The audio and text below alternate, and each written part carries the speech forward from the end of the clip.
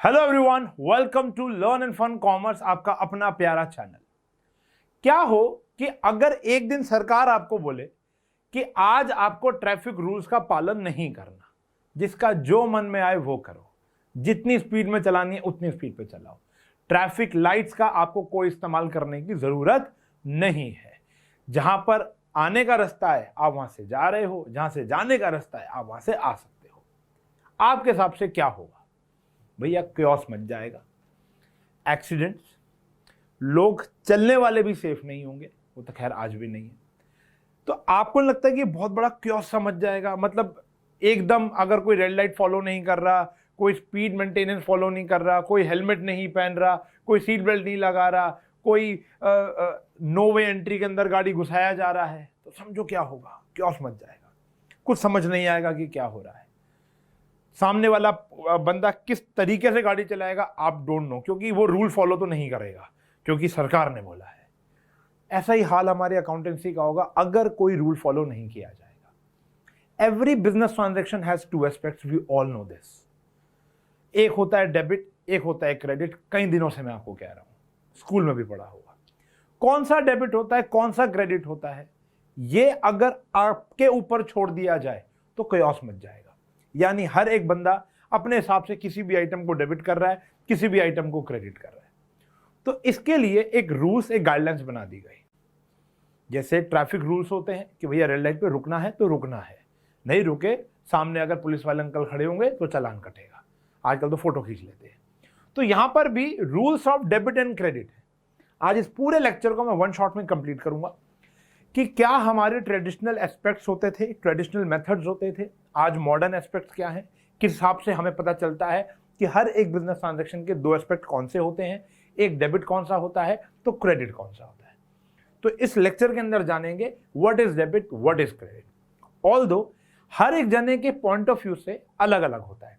अगर मान लो मैं एक ट्रांजैक्शन कर रहा हूं दूध वाले के साथ, ठीक है जी, या मैं एक बिजनेसमैन हूं, आप मेरे क्लाइंट हो, तो मुझे अपने पॉइंट ऑफ व्यू से सोचना है, आपके पॉइंट ऑफ व्यू से सोचना है, क्योंकि सबका पॉइंट ऑफ व्यू अलग अलग है।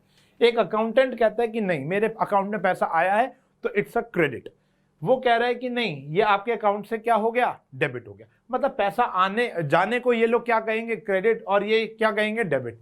तो ये कन्फ्लिक्शन नहीं है, ये पॉइंट ऑफ व्यू का नजरिया है। आपको सिर्फ अपने आप चुनो कि आप कौन हो दोनों में से, आप बैंकर हो या अकाउंटेंट हो। आपको हमेशा अपने बिजनेस के पॉइंट ऑफ व्यू को ऊपर रखना है, सामने के पॉइंट ऑफ व्यू को नहीं। आपके पॉइंट ऑफ व्यू से, आपके बिजनेस के पॉइंट ऑफ व्यू से हर एक ट्रांजैक्शन के दो एस्पेक्ट होंगे, एक होगा डेबिट, एक होगा क्रेडिट।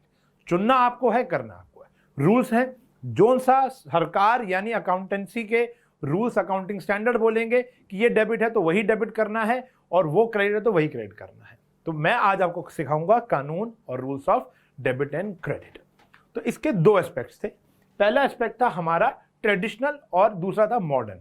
उसको जानने से पहले एक छोटी सी बातें लिख लेते हैं।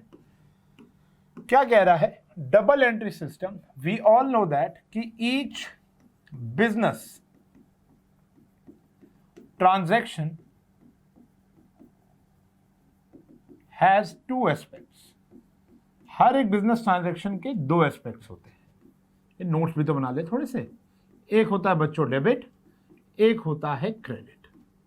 हर एक बिजनेस ट्रांजैक्शन के दो एस्पेक्ट होंगे, एक होगा डेबिट, एक होगा क्रेडिट।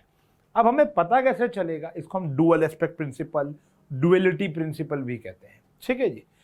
अब आपको कैसे पता चलेगा कि कौन सा एस्पेक्ट डेबिट होगा और कौन सा एस्पेक्ट क्रेडिट होगा, तो ये हम जानेंगे आज के लेक्चर में। तो ये दो अप्रोचेस से किया जाता है, मतलब आप इसको दो अप्रोचेस से पढ़ सकते हो। पहला है ट्रेडिशनल, ये हमारे पूर्वज यूज किया करते थे, ट्रेडिशनल अप्रोच। अब आ गया मॉडर्न। मान लो आज आपके घर में लाइट जाती है। मैं जब छोटा था, सुन लो, तो हमारे घर में जब लाइट जाती थी तो हमारे पेरेंट्स मोमबत्ती जलाया करते थे। हमें पता होता था कि वो कैंडल कहां पड़ी होती थी, कैंडल जलाते थे, पहुंच जाते थे। पहला बात तो ये अद्भुत चीज, ऑर्गेनाइजेशन, क्लासिफिकेशन इतनी बढ़िया होती थी। देखो हर जगह अकाउंट्स है, क्लासिफिकेशन इतनी बढ़िया होती थी कि हम अंधेरे में भी उस जगह तक पहुंच जाते थे। ड्रॉर खोलते थे, कैंडल और मैचस्टिक्स वहीं होती थी, जलाते थे, पूरे घर में उजाला हो जाता था। हमारी नानी जी खाना बना रही होती थी तो रसोई में भी कैंडल जलाकर खाना बना लेती थी।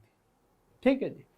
उससे पहले नानी जी कहती थी कि तब, अब तो मोमबत्ती आ गई, तब होते थे घासलेट के वो लालटेन, तो घासलेट से जलते थे, वो गैसोलीन कहते थे उसको, तो उससे वो जलाया करते थे। घासलेट महंगा पड़ता था, ट्रेडिशनल था, उसमें बड़ी मेहनत लगती थी, माचिस से जलाना पड़ता था, मतलब उसके अंदर पहले पंपिंग ऑफ वो घासलेट होती थी तब वो जलता था।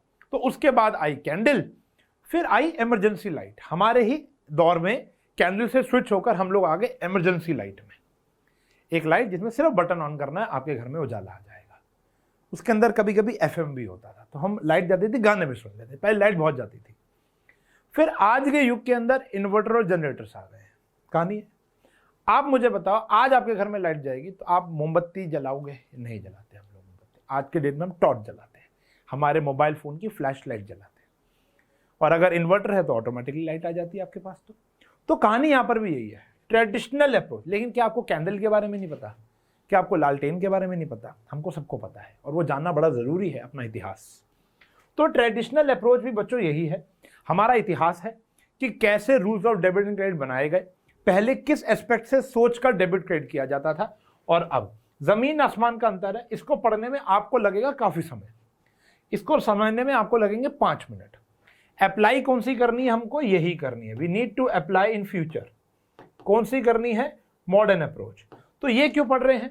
ये भी इसलिए पढ़ रहे हैं क्योंकि हमको अपना इतिहास पता होना चाहिए। और जब भी हम आगे इंटरव्यूज वगैरह देते हैं, या सीयूईटी का एग्जाम आएगा, या अगर सीयूटी, यस 12th का कोर्स आता है, लेकिन वहां पर 12th में भी बहुत सारे क्वेश्चन ऐसे हैं कि रियल क्या है, पर्सनल क्या है, नॉमिनल क्या है, वो आपसे पूछेंगे।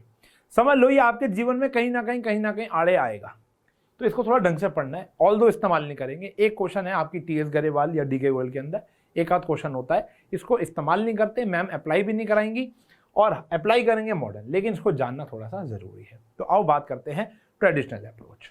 चलिए, तो ट्रेडिशनल अप्रोच क्या कहती है कि नेचर ऑफ अकाउंट्स 3 प्रकार के होते हैं। देखो, मैं ये टाइप करके भी ला सकता था, लेकिन समझाने में जो मजा है ना, वो टाइप में नहीं है। नेचर ऑफ अकाउंट्स बच्चों 3 प्रकार के होते हैं। पहला होता है रियल नेचर, यानी अकाउंट्स 3 प्रकार के हो गए, रियल अकाउंट के नेचर के, फिर हो गया पर्सनल, फिर हो गया नॉमिनल। अब रियल में क्या आएगा? देखो, इसके अंदर ना थोड़ी सी रिस्ट्रिक्शंस हुआ करती थी। रियल में कहते तो हैं कि सारे के सारे एसेट्स आएंगे, ऑल एसेट्स, लेकिन कुछ एक्सेप्शन डाल दी, जैसे डेटर, जैसे बैंक, जितने भी पर्सनल नेचर के एसेट होते थे उनको मना कर दिया। तो डेटर और बैंक हमारा एसेट तो होता है, लेकिन उनका नेचर रियल नहीं रखा, उनको बोला कि आप रियल नेचर के नहीं हो। बाकी सारे हैं। एग्जाम्पल जितने भी आपके दिमाग में आ रहे हैं, जैसे प्लांट एंड मशीनरी आ रहा होगा आपके दिमाग में, लैंड एंड बिल्डिंग आ रहा होगा आपके दिमाग में, आपके दिमाग में फर्नीचर आ रहा होगा, फिक्सचर्स आ रहे होंगे, आपके दिमाग में इन्वेस्टमेंट आ रही होगी, आपके दिमाग में प्रीमाइसेस आ रही होगी, बिजनेस प्रीमाइसेस या फ्री होल्ड प्रीमाइसेस आ रही होगी, आपके दिमाग के अंदर कैश आ रहा होगा, आपके दिमाग के अंदर मेरे हिसाब से कंप्यूटर, इलेक्ट्रॉनिक गैजेट्स आ रहे होंगे, आपके दिमाग में goodwill, patent, copyright, know how, intangible assets भी आ रहे होंगे, एटसेट्रा। तो ये सारी के सारे चीजें हमारी रियल नेचर की होती हैं। तो कोई भी आपसे पूछे कि व्हाट इज रियल अकाउंट, तो बोलो जितने भी एसेट्स होते हैं एक्सेप्ट डेटर एंड बैंक, वो सारे के सारे होते हैं हमारे रियल नेचर के। फिर आते हैं हम अगर नॉमिनल पे। नॉमिनल में होते हैं सारे के सारे एक्सपेंसेस, लॉसेस और इनकम, रेवेन्यू या गेन, एक ही बात है ना, मतलब फायदा और नुकसान। ठीक है जी। अब अगर मैं लिस्ट बनाऊं एक्सपेंसेस की, तो माल खरीदना, रेंट देना, सैलरी देना, वेजेस देना, कैरियज समझते हो ना, रेड़े का खर्चा, टेम्पो का खर्चा, फ्रेट भी ऐसा ही होता है, लेकिन जब दूर दराज से माल मंगवाते तो फ्रेट देना पड़ता है। कैरियज हो गया, फ्रेट हो गया, रेंट हो गया, सैलरी हो गया, और बतेरी चीज़ें होती हैं, मैन्युफैक्चरिंग एक्सपेंसेस हो गए, ठीक है जी, इलेक्ट्रिसिटी बिल हो गया, जितने भी खर्चे हैं बच्चों, बैड डेट, लोग पैसा लेके भाग जाते हैं, लॉस बाय फायर हो गया, आग लग गई, ठीक है जी, ये सारी चीज़ें एक्सेट्रा, बहुत सारे एक्सपेंसेस, रिपेयरिंग कराना। फिर ऐसी इनकम में आता है सबसे पहले तो माल बेचना, हमारा रेवेन्यू है, सबसे ज़्यादा पैसे तो हमको यहीं से ही आएंगे। आपको इंटरेस्ट आ सकता है, आप इंटरेस्ट दे भी सकते हो, कमीशन आ सकता है, आप कमीशन दे भी सकते हो। उसके बाद आपको डिविडेंड आ सकता है, डिविडेंड कंपनीज देती हैं, और इस साल हम डिविडेंड देंगे नहीं क्योंकि हम कंपनी वाले अकाउंट्स पढ़ नहीं रहे, ठीक है जी। इंटरेस्ट ये आ गया, रेंट भी आपको मिल सकता है, ठीक है जी, एटसेट्रा, ठीक है जी। बहुत सारी इनकम्स आपकी हो सकती है इसके अलावा भी। तो ये सारे के सारे हमारे नॉमिनल नेचर के होते हैं, नॉमिनल अकाउंट कहते हैं। तो अब पर्सनल में क्या आ गया, देखो पर्सनल में वो अकाउंट आता है जो आपका नाम वाला अकाउंट होता है। जैसे जितनी भी लाइबिलिटीज होंगी वो यहाँ आएंगी, क्योंकि लाइबिलिटी आप नाम से जानते हो कि मैंने IDBI बैंक को पैसा देना है, मैंने मोहन से उधार पे माल खरीदा उसको पैसा देना है, तो लाइबिलिटी। कैपिटल भी एक मालिक की होती है या दो से एक से ज़्यादा मालिक की होती है, तो कैपिटल भी आ गया। अब कैपिटल होता है तो ड्राइंग भी होती है। मैंने कहा था डेटर, क्योंकि नाम से जानते हो आप डेटर को, क्रेडिटर, साथ में बैंक, बैंक का नाम भी एक आइडेंटिटी से खुलता है। अब जैसे फॉर एग्जांपल हम बैंक जाते हैं तो हमारा एक नाम होता है बैंक में, कि जैसे उशांग घई का अकाउंट, ठीक है जी, रमेश का अकाउंट, शिल्पा का अकाउंट, तो ऐसा होता है, एक नाम होता है अकाउंट का, ठीक है जी। तो बैंक अकाउंट आ गया। तो ये जितने भी नाम वाले अकाउंट होते हैं ना, ये सारे के सारे हमारे यहाँ, जितनी भी लाइबिलिटीज हो गई, कैपिटल हो गया, ये सारी चीजें आ गई। दो एक्सेप्शंस थी वो यहाँ आती हैं। एंड सारे के सारे एक्सपेंसेस, लॉसेस, इनकम, गेन। अब बोलोगे सर वो तो यहां आ चुके हैं, लेकिन विद, ध्यान से देखना, सफिक्स एंड प्रीफिक्स, यानी विद उपसर्ग प्रत्यय। यूनिक तरीका है बताने का, उपसर्ग और प्रत्ययों के कारण।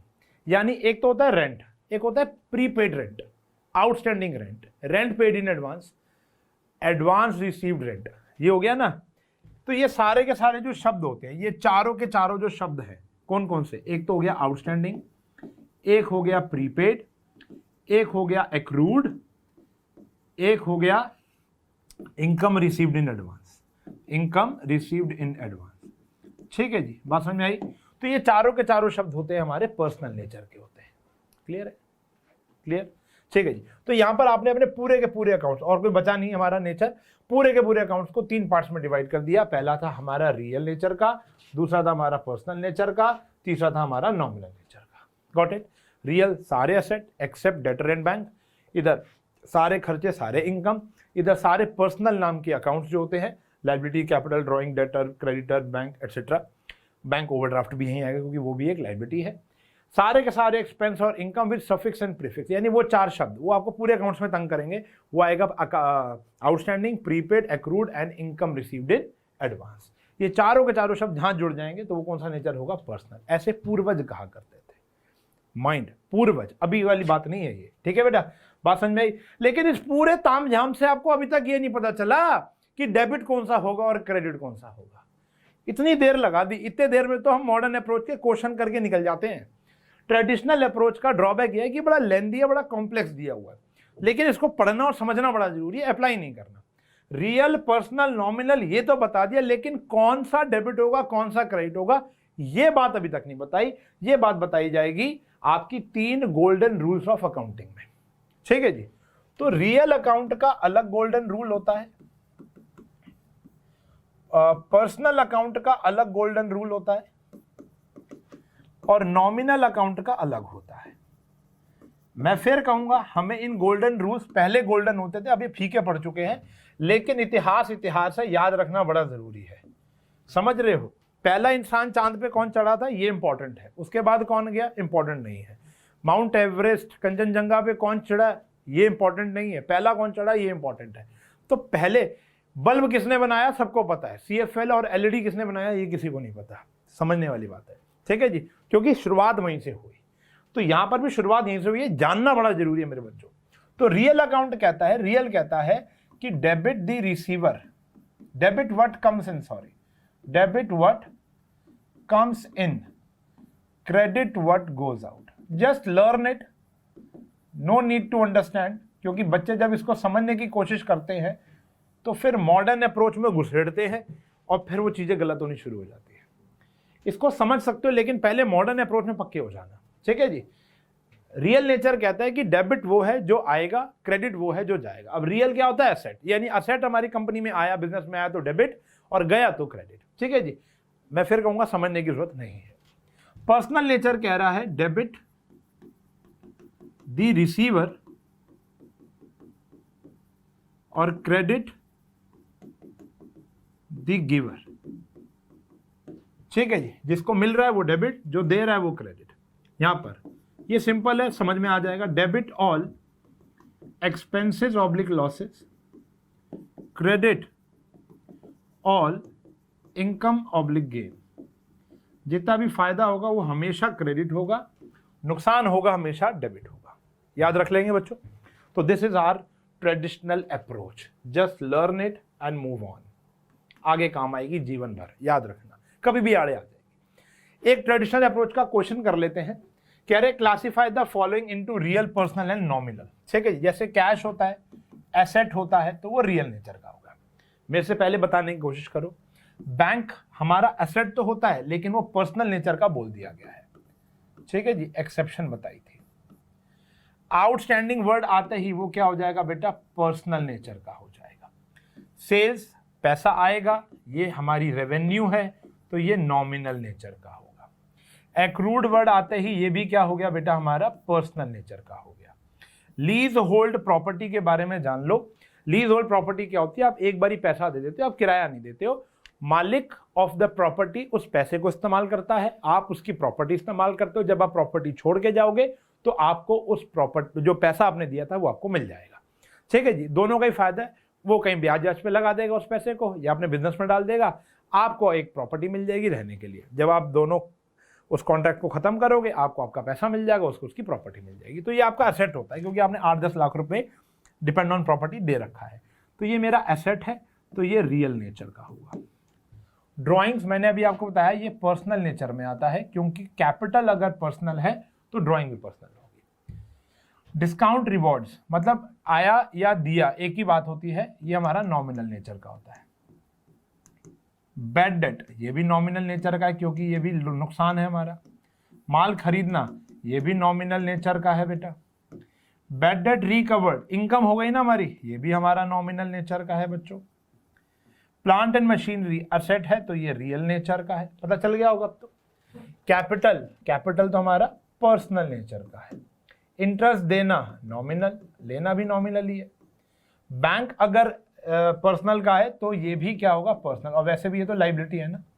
प्रीपेड वर्ड आते ही ये क्या हो गया बेटा? हमारा पर्सनल हो गया। कैरियज इनवर्ड यानी रेड़े रूड़े का खर्चा, इनवर्ड और आउटवर्ड दोनों खर्चा होता है।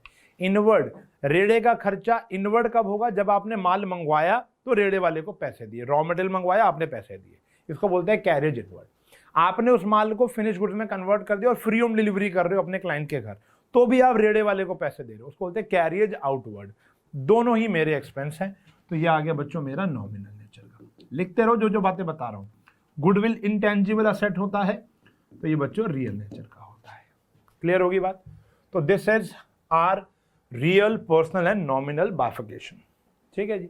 ये टॉपिक यहीं से शुरू हुआ, यहीं खत्म कर देंगे। पूरे साल इसको कहीं नहीं पढ़ना, हाँ, लेकिन आपको दिल दिमाग जहन में इस टॉपिक को बसाकर रखना है, ठीक है जी। ऑल्दो हम इससे कभी डेबिट और क्रेडिट नहीं करेंगे, लेकिन आपको करके रखना है, ठीक है जी। इंटरेस्टिंग टॉपिक तो है, मजा आता है पढ़ने में, इस्तेमाल भी होता है। मॉडर्न अप्रोच सीधी बात करता है, शायद किसी ने स्प्राइट पीकर उसको बनाया होगा, सीधी बात, नो बकवास। आओ बात करते हैं मॉडर्न अप्रोच की, ठीक है जी। अब इसको समझ लो, इसको समझना है ही नहीं, इसको समझना ही नहीं है, इसको तो याद करना है। उन्होंने कहा कि हमारी पूरी की पूरी अकाउंट्स, ट्रेडिशनल अप्रोच साइड में रख दो, अब वो यहां लगेगी नहीं, ठीक है ना। पूरी की पूरी अकाउंट्स 5 नेचर ऑफ अकाउंट्स में बटी है। पहला आता है एसेट्स, दूसरा आता है दूसरा आता है हमारा कैपिटल, तीसरा आता है हमारा लाइबिलिटीज, चौथा आता है हमारा expenses, oblique losses, double S, और पांचवा आता है हमारा रेवेन्यू, गेन और एनी इनकम। कह रहे टोटल 5 प्रकार के हमारे अकाउंट्स होते हैं। एसेट मतलब सारे एसेट आ गए, एवरी एसेट, वो वाले जो छोड़े थे ना वो भी है, सारे के सारे एसेट। जैसे प्रीपेड वगैरह भी एसेट ही होता है, वो भी यहीं आएगा। एसेट कह रहे अगर हमारे बिजनेस में एसेट बढ़ गया तो वो डेबिट कर दिया जाएगा, अगर वो डिक्रीज हो गया तो वो क्रेडिट कर दिया जाएगा। कैपिटल, अगर हमारे बिजनेस में कैपिटल इंक्रीज हो गया तो वो क्रेडिट कर दिया जाएगा। सर ये आपको कैसे पता? अरे बेटा मैंने भी याद कर रखा है, रूल है, कानून है, लाल बत्ती पे रुकना आपको भी याद है, मुझे भी याद है ना, बस वही है सिस्टम। डिक्रीज होगा तो वो कहां जाएगा बेटा? डेबिट हो जाएगा। लायबिलिटी इंक्रीज होगी तो क्रेडिट होगी, और डिक्रीज होगा तो डेबिट होगा। एक्सपेंसेस तो ऑलवेज डेबिट ही होते हैं, लेकिन लिख देता हूं हमेशा इंक्रीज ही होगा, डिक्रीज थोड़ा होगा, या तो होगा या होगा ही नहीं, तो वो हमेशा डेबिट ही होते हैं। लेकिन अगर फिर भी, वैसे तो कभी मैंने ये वाला सिस्टम देखा नहीं कम होता हुआ, लेकिन हाँ लिख सकते हो। एक्सपेंसेस कम हो सकते हैं जब हमने किसी को खर्चा दिया हो और वो काम हुआ ना हो, पैसे वापसी आ गया हो, बात की बात है, अभी मैं बहुत दूर चला गया, लेकिन हाँ किया जा सकता है। ऐसे ही अगर रेवेन्यू बढ़ेगा तो क्रेडिट होगा, और अगर घटेगा तो डेबिट होगा। तो ये 5 रूल्स आपको याद रखने हैं। मैं आपको एक मोटा मोटा बात बताऊंगा, वो बात ये है, कौन सा कलर लूं, व्हाइट ले लेते हैं, कि ये जो दोनों है ना ये एकदम सेम चलते हैं, चेक कर लो, बाकी ये 3 एकदम सेम चलेंगे। आपको घबराने की जरूरत नहीं है, ये सारे के सारे नोट्स आपको मिल जाएंगे हमारे टेलीग्राम चैनल जिसका नाम है लर्न, और एंड ये वाला डालना है बेटा, ऐसे वाला जो एंड होता है ना हमारे कंप्यूटर में या उसके अंदर, एंड फन कॉमर्स, ठीक है जी। आपको यहां पर ये सारी के सारी पीपीटी एनोटेशन के साथ पीपीटी मिल जाएंगी, नोट्स मिल जाएंगे, सब कुछ मिल जाएगा, चिंता मत करो। बट अभी फिलहाल कॉन्सेप्ट, नोट बाद में कर लेना। आपको ये 5 रूल्स याद रखने, एसेट बढ़ेगा तो डेबिट, घटेगा तो क्रेडिट, ऐसे ही एक्सपेंस बढ़ेगा तो डेबिट, घटेगा तो क्रेडिट, बाकी तीनों चीजें सेम चलेंगी, बढ़ने पर क्रेडिट होती हैं और घटने पर डेबिट होती हैं। इसको बस मन में याद कर लो, अभी याद कर लो, तुरंत हो जाएंगी, और फिर क्वेश्चन चालू करते हैं, ठीक है जी। अब स्टेप बाय स्टेप चलेंगे हम, फुल फ्लेज, यानी every transaction has 2 aspects, which one is debit, which one is credit. इससे पहले हम 2 प्रकार के हर्डल वाले क्वेश्चंस करेंगे। पहला ये छांटना कि कौन एसेट है, कौन लायबिलिटी है, कौन कैपिटल है, कौन एक्सपेंस है, कौन रेवेन्यू है। अभी बच्चे इसमें भी कच्चे हैं, तो पहले इसके क्वेश्चंस की प्रैक्टिस करना अपने टीएस गरेवाल से, मैं एक क्वेश्चन की आपको करा रहा हूं। फिर ये जानना इंक्रीज होने पर क्या होता है और डिक्रीज होने पर क्या होता है। फिर चलेंगे फुल फ्लेज क्वेश्चन, फिर टी शेप अकाउंटिंग। चैप्टर बहुत बढ़िया करा रहा हूं, बने रहो, पूरा वीडियो को देखना, दोस्तों के साथ भी शेयर करना। चलिए, classify the following into assets, liability, capital, revenue and expense. तो पहला आता है बेटा हमारा plant and machinery. Plant and machinery बेटा हमारा एसेट होता है, वी ऑल। बैंक का लोन हमारे सर पर एक लायबिलिटी होती है। सेल्स हमारा रेवेन्यू होता है बच्चों, सेल्स हमारा क्या होता है, रेवेन्यू नेचर का होता है। रेंट जो होता है ये हमारा एक्सपेंस होता है। देखो अब आपको कह रहे हो कि हमें पता ही नहीं है कि एक्सपेंस आपको मिला है या आपने दिया, मतलब रेंट आपको मिला या दिया। हमेशा रेंट रिसीव्ड लिखा होगा तो ही मिला है, खाली रेंट लिखा है तो आपने दिया ही होगा। अब जैसे यहाँ डिस्काउंट के आगे रिसीव्ड लिखा है तो ये आपका रेवेन्यू है, ठीक है ना।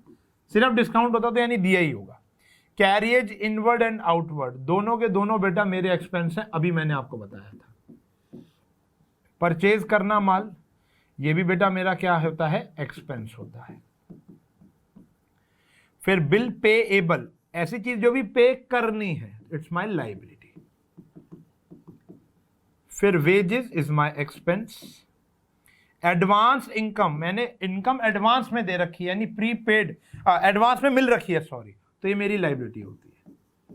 एडवांस इनकम यानी जो मुझे इनकम रिसीव्ड इन एडवांस है, तो मेरे सर पे बोझ है, काम करके देना है। एक्रूड इनकम, कमा लिए लेकिन मिला नहीं है, ये मेरा एसेट होता है, कभी तो देगा पैसे, ट्यूशन पढ़ा दी, पैसे मिलने हैं। गुडविल बेटा मेरा एसेट होता है, fictitious asset, intangible asset, got it. इस प्रकार कैपिटल तो कैपिटल ही होगी, क्लियर है। ऐसा लिखा आता है जैसे मोहन ऑब्लिक प्रोप्राइटर, तो वो क्या होगी बेटा, हमारी कैपिटल होगी, ठीक है जी, डन। प्रोप्राइटर आ गया ना, मालिक हो गया, क्लियर है। तो ये हमें बाइफिकेशन करनी है। एक दो क्वेश्चन आप अपनी किताब से करना कि कौन सा डेबिट मतलब कौन सा एसेट होगा, कैपिटल होगा, लायबिलिटी होगा, रेवेन्यू होगा, एक्सपेंस होगा, ठीक है जी। इसके बाद एक हर्डल आता है, on which side will the increase. अगर ये सारी की सारी चीजें इंक्रीज हो जाएं, ठीक है, ये सारी की सारी चीजें बढ़ जाएं, तो बिजनेस में डेबिट होंगी या credit. Also state the nature of account, मतलब जैसे फर्नीचर अकाउंट अगर हमारे बिजनेस में बढ़ जाए, इंक्रीज हो जाए, देखो फर्नीचर है क्या बेटा, एसेट। अब देखो दोनों बातें लगेंगी। अब यहाँ पे इंक्रीज तो इन्होंने दे दिया, हर चीज यहां पर बढ़ रही है, चेक करो, इन्होंने क्वेश्चन में फ्रीज कर दिया, हर चीज क्या हो रही है बच्चों, बढ़ रही है, ठीक है जी, ओके डन। अब हम इनका नेचर जानेंगे। अगर ये असेट, फर्नीचर का एसेट, असेट इंक्रीज होता है तो क्या होता है बच्चों, डेबिट होता है, डीआर, ठीक है जी। मोहन एक प्रोप्राइटर है, ये हमारी कैपिटल होती है, और अगर कैपिटल बढ़ती है तो क्या होती है बेटा, क्रेडिट। ये मैंने याद कर रखा है rules of debit and credit की मॉडर्न अप्रोच से, गॉट इट, ट्रेडिशनल नहीं घुसेड़नी। सैलरी हमारा एक्सपेंस होता है, अगर वो बढ़ जाता है तो यानी वो क्या होता है, डेबिट। परचेजेस भी बेटा मेरा एक्सपेंस होता है, बढ़ जाता है तो वो भी क्या होता है बेटा, डेबिट। सेल्स बढ़ जाती है तो वो मेरा रेवेन्यू पोर्शन होता है, तो वो भी क्या होता है बेटा, क्रेडिट। इंटरेस्ट पेड मेरा एक्सपेंस है, बढ़ जाता है तो डेबिट। सोहन क्रेडिटर है, ये मेरी लाइबिलिटी है, बढ़ जाती है तो क्रेडिट। राम डेटर है, मेरा एसेट होता है, डेटर बढ़ जाता है तो डेबिट। आई थिंक आप प्रो हो चुके हो, इसके अंदर समझ में आ चुका है, आया कि नहीं आया। तो बहुत ही सिंपल सा चैप्टर है, लेकिन बैकबोन समझते हो, ये वो है। तुम बोलते हैं हर चैप्टर में आके बैकबोन बोल देता है ये, लेकिन बेटा लिटरली आप सोच के तो देखो, हर जगह आपको डेबिट क्रेडिट करना है। पूरी अकाउंट्स की बुक फ्लिप करके देख लेना, हर जगह डेबिट क्रेडिट है, तो इसके बिना थोड़ा ना होगा। तो थोड़ा सा महत्वपूर्ण चैप्टर है, थोड़ा नहीं बहुत महत्वपूर्ण चैप्टर है, जीवन के लिए, 12th के लिए भी, आगे के लिए भी। कुछ भी बनना हो, सीए बनना हो, सीएस बनना हो, बीकॉम, बीबीए, एलएलबी, कुछ भी करना, ये चाहिए। बात समझ में आई। चलिए आगे बढ़ते हैं। अगर इसी सारी चीजों को ही हमने क्या कर दिया बच्चों, डिक्रीज कर दिया हो तो क्या होगा। तो यानी बोल रहा है कि हर चीज क्या हो चुकी है, डिक्रीज हो चुकी है। ये क्वेश्चन खुद कह रहा है। फुल फ्लेज बातों में, क्वेश्चंस में, ट्रांजैक्शन हमें खुद देखना पड़ेगा इंक्रीज हो रहा है या डिक्रीज हो रहा है। वो तो हम अकाउंटिंग इक्वेशन चैप्टर पढ़कर आ चुके हैं, तो हमें समझ में आ चुका है, ठीक है जी। चलो, तो on which side will the decrease in the following accounts will be recorded, ठीक है जी। डिक्रीज हो गए, नेचर बताओ। इसका नेचर बेटा हमारा एसेट होता है, कैश का। कैश डिक्रीज होता है तो क्या हो गया, क्रेडिट हो गया। ऐसे ही बैंक ओवरड्राफ्ट मेरी लाइबिलिटी होती है, डिक्रीज हो जाएगा तो क्या होगा बेटा, डेबिट होगा। आउटस्टैंडिंग सैलरी मेरी लाइबिलिटी होती है बेटा, अगर वो भी डिक्रीज हो जाएगा तो क्या हो जाएगा, डेबिट हो जाएगा। क्या हो जाएगा, डेबिट, ठीक है जी, डेबिट हो गया। आउटस्टैंडिंग रेंट भी मेरी लाइबिलिटी है, ये भी डिक्रीज हो गया तो क्या हो जाएगा बेटा, मेरा डेबिट हो जाएगा।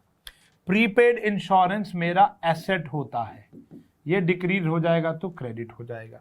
मोहन प्रोप्राइटर बेटा मेरी कैपिटल होती है, अगर ये डिक्रीज हो जाएगा तो डेबिट हो जाएगा, ठीक है जी। इतना सिंपल सा काम है। तो आपको ये जान गए कि कौन सा सेट है, लाइबिलिटी, एक्सपेंस, रेवेन्यू, ये सारी चीजें जान गए। और ये भी हमें पता चल गया इंक्रीज होने पर ये क्या होता है, डिक्रीज होने पर ये क्या होता है। आखिरी चरण पर हम आ चुके हैं इस चैप्टर के। ये वाले क्वेश्चंस भी आप लोग कर लेना प्लीज, वैसे मैंने सारे करा दिए, 2 ही हैं वहां पर।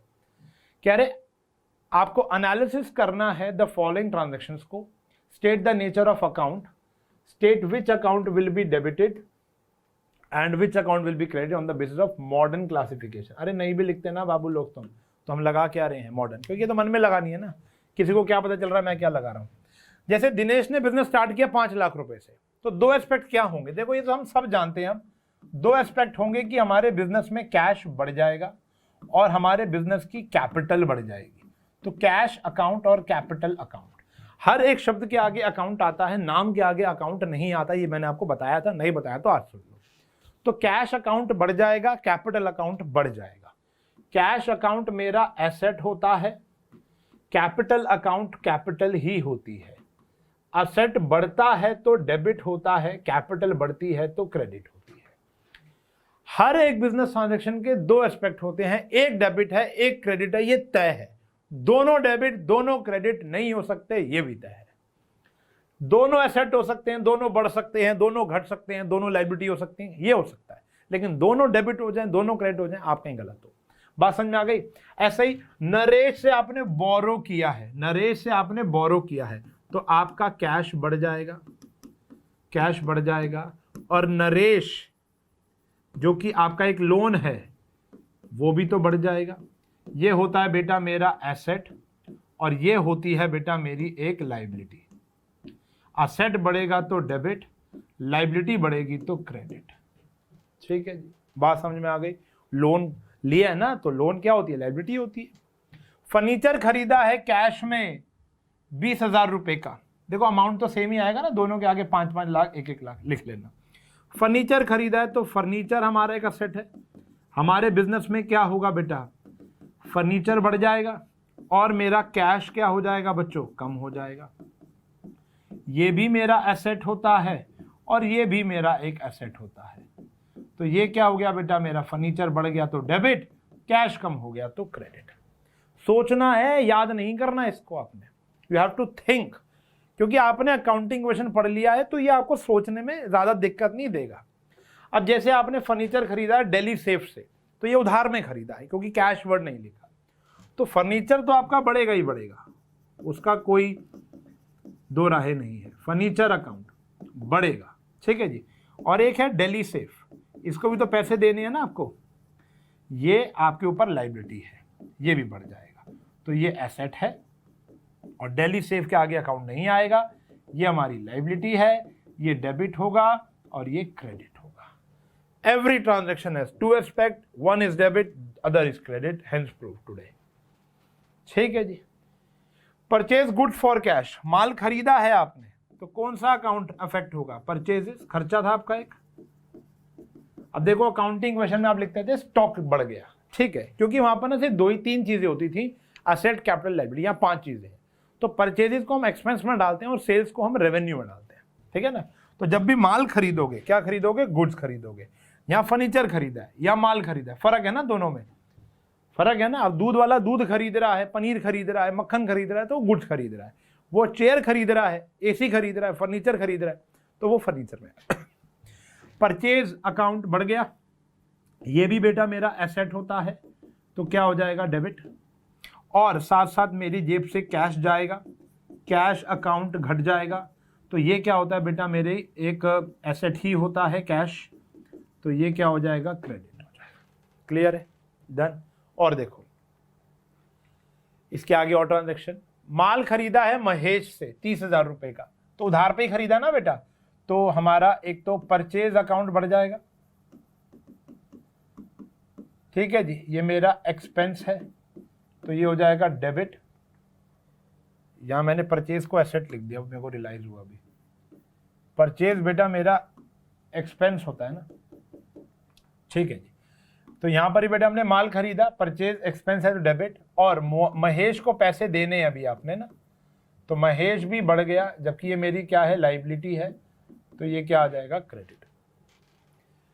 Sold goods for cash to Karim, Karim को 25,000 रुपए का माल आपने कैश में बेच दिया, ठीक है जी। कैश में बेच दो तो पैसा तो आएगा आपके पास, कैश अकाउंट बढ़ेगा, ये हमारा एसेट है, तो ये क्या हो गया बेटा? डेबिट। जरूरी नहीं है कि डेबिट वाला ऊपर ही लिखो, ऐसा जरूरी नहीं होता, नीचे भी लिख सकते हो। मतलब इस चैप्टर में, अगले वाले चैप्टर में जनरल में डेबिट वाला हमेशा ऊपर आएगा, यहाँ कोशिश कर सकते हो डेबिट वाला एस्पेक्ट ऊपर आए, क्योंकि सोच तो आपने पहले ही लिया होगा। और सेल्स अकाउंट जो है वो बढ़ेगा, रेवेन्यू होता है तो वो क्रेडिट आता है। मैं देखो कोशिश ये करता हूं कि डेबिट वाला हमेशा ऊपर ही आए। शाम को माल बेचा है आपने, ठीक है जी, तो शाम आपका एक एसेट बन गया, डेटर हो गया ना ये आपका, ब्रैकेट में आपके लिए लिख देता हूँ डेटर, आप भी लिख सकते हो। ये आ गया मेरा एसेट, तो ये क्या हो गया डेबिट। और माल बेचा है तो सेल्स अकाउंट बढ़ गया, ये मेरा रेवेन्यू होता है, तो क्या हो गया क्रेडिट। शाम ने आपको 20,000 रुपये दे दिए, फिर आपकी जेब में कैश आया कि नहीं आया, बस ऐसे सोचना है बेटा। ऐसे तो हजारों लाखों ट्रांजैक्शन है, सारी थोड़ा ना बोर्ड पे कराएंगे, या आप भी थोड़ा ना करोगे। ये तो जैसे आपके सामने ट्रांजैक्शन आएगी आपको डबल एस्पेक्ट सोचना है, धीरे धीरे आप इसमें प्रो होते जाओगे। कैश अकाउंट बढ़ गया, ये हमारा एसेट है, तो ये क्या हो जाएगा बच्चों डेबिट। और श्याम ये मेरा एसेट था, तभी तो पैसे दे रहा है मेरे को, था ना एसेट श्याम, डेटर था मेरा ये, तो ये क्या हो गया बेटा कम हो गया, तो ये क्या हो गया credit. Cash paid to Mahesh, Mahesh को कैश पे किया है आपने, तो अब महेश मेरी लाइबिलिटी थी बेटा, तभी तो पे कर रहा हूं ना, क्रेडिटर था। महेश कम हो गया, लाइबिलिटी कम होने पर क्या होता है डेबिट, और मेरी जेब से कैश चला गया, कैश अकाउंट कम हो गया, एसेट कम होता है तो क्रेडिट होता है। ठीक है जी। तो these are the aspects we need to understand and we need to write. बहुत सारे क्वेश्चंस हैं आपकी बुक में, उसको क्रैक करो, एग्जांपल्स हैं, इलस्ट्रेशंस हैं, क्वेश्चंस हैं, उसको क्रैक किया जाए तभी मजा आएगा, तब जर्नल पे आना, वरना मत आना। ठीक है जी। तो this is known as double entry system. अब इसके ऊपर एक छोटा सा कॉन्सेप्ट है जो कि टी शेप अकाउंटिंग है, बहुत कम आता है पेपर के अंदर, क्योंकि लेजर नाम का एक चैप्टर आएगा वो वहां पे पूछा जाता है, लेकिन फिर भी मैं इसके आपके सामने 3 क्वेश्चन पेश कर रहा हूं। कह रहे टी शेप अकाउंटिंग करनी है, मशीनरी अकाउंट बनाना है। टी शेप में आपको प्रॉपर साइड पर ये लिखना है। ठीक है जी। मशीनरी पे ही फोकस करना है। मशीनरी परचेज है, बेची है, परचेज है, फिर डिस्कार्ड कर दी यानी बेच दी, और यहाँ पर डेप्रिसिएशन लग गया। तो क्या कह रहा है ये टी शेप अकाउंटिंग, आओ बताता हूँ। तो हर एक नाम का मैंने आपको कहा था अकाउंट बनता है जिसको कहते हैं क्लासिफिकेशन, तो ये थोड़ा थोड़ा उसको सिखा रहा है आपको। जैसे मशीनरी अकाउंट आपको बनानी है, ये टी शेप होता है, टी शेप अकाउंट होता है। इसका पूरा हुलिया बना देता हूँ, ऐसे बनता है वैसे ही, ये पोर्शन होता है, ये वाली साइड हमेशा डेबिट साइड होती है और ये वाली साइड हमेशा क्रेडिट साइड होती है। यहां आता है हमेशा अमाउंट रुपीज में, यहां भी आता है हमेशा अमाउंट। ठीक है जी। अब 100 मुंह 100 बातें, कोई यहां पर इंक्रीज डिक्रीज लिखवाता है, कोई यहां पर पर्टिकुलर्स लिखवाता है। हम यहां पर पर्टिकुलर्स लिख लेते हैं क्योंकि आगे जाकर पर्टिकुलर्स ही लिखना है। अरे बड़ा खराब लिखा है ना, दोबारा लिखते हैं। आगे जाकर ना पर्टिकुलर्स ही लिखना है, पर्टिकुलर्स। ठीक है बेटा। अब मन में रख लो, मशीनरी अगर इंक्रीज होगी तो यहां आएगी, डिक्रीज होगी तो यहां आएगी। ऐसा क्यों? मशीनरी एक एसेट होता है, बढ़ेगा तो डेबिट होगा, घटेगा तो क्रेडिट होगा, rules of debit and credit. तो जैसे पहली ट्रांजैक्शन थी, मशीनरी खरीदी आपने 40,000 रुपए की, तो खरीदी है तो मशीनरी हमारे बिजनेस में बढ़ गई ना, तो पहला आ गया परचेज, आपने खरीदी है कितने की, 40,000 रुपए की।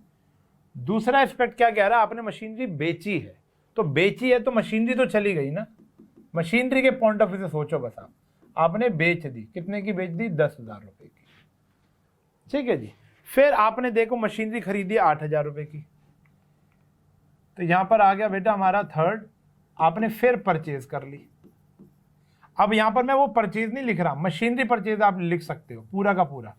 ठीक है जी। पूरा का पूरा आप क्या लिख सकते हो, मशीनरी परचेज, मशीनरी परचेज, यहां कारण लिखते हैं, और यहां मशीनरी सोल्ड।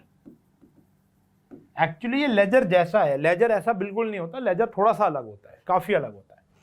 और यहां पर आ गया मशीनरी फिर परचेज, फिर कितनी खरीदी बेटा आपने, 8,000 की।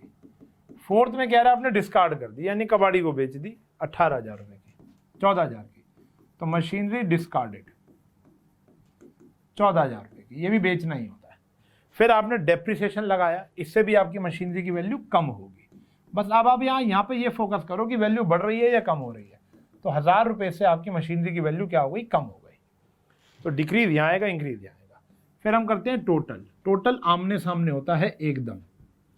तो इधर आया 48, दोनों का जो बड़े वाला होगा ना वो दोनों तरफ आएगा, तो ये 48 है, ये 48 नहीं है, तो बड़े वाला यहाँ आएगा, यहाँ बच जाएगा बेटा हमारा बैलेंस 48 में से ये 25,000 माइनस कर दो तो ये आ गया 23,000।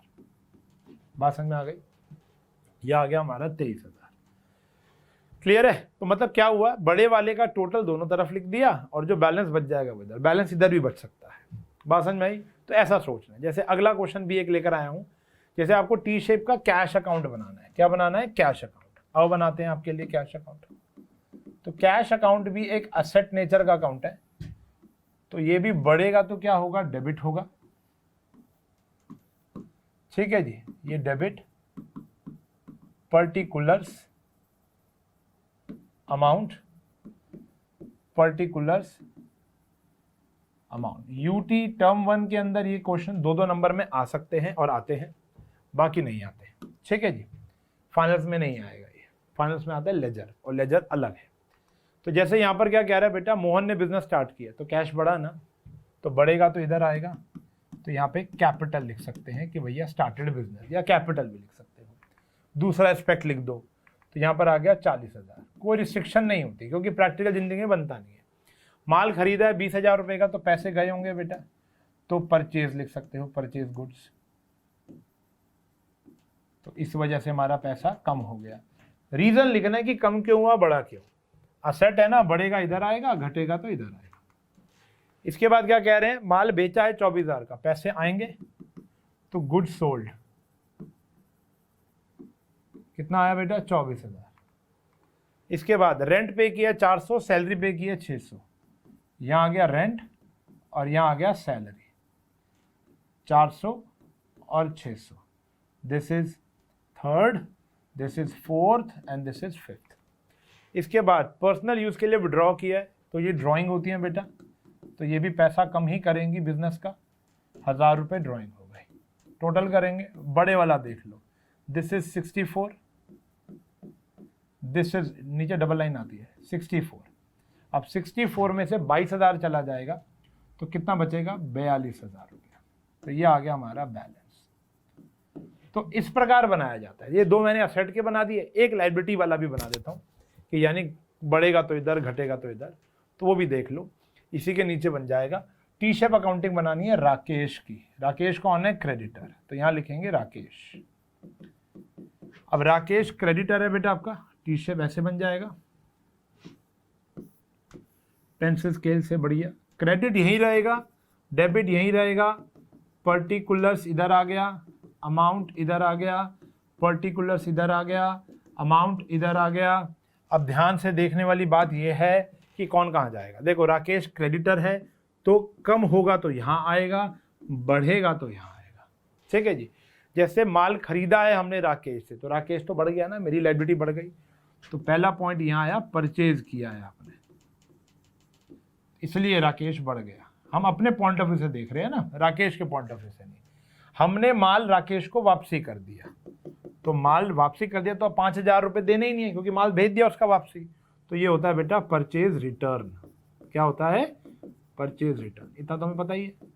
कितना आया बेटा? 5,000। ठीक है जी। फिर क्या रहा है? Paid to Rakesh. राकेश को कुछ पेमेंट भिजवा दी आपने, तो कैश भिजवा दिया आपने, तो राकेश कम हो जाएगा। कितने से भैया? 20,000 रुपये से। Purchase good from Rakesh on credit. आपने और माल खरीद लिया बेटा, तो ऑल माल खरीदा आपने, परचेज कितना आया भैया? 10,000 रुपये। बात समझ में आ गई? क्लियर है? तो ये हो गया हमारा 25, ये हो गया हमारा 60। तो यहाँ पर आएगा 60, यहाँ पर आएगा 60, 25 गया, कितना बचेगा बेटा? 35। ये आ गया हमारा बैलेंस। समझ में आई बात? इतना सिंपल सा काम है। क्लियर? तो ये था बेटा हमारा चैप्टर।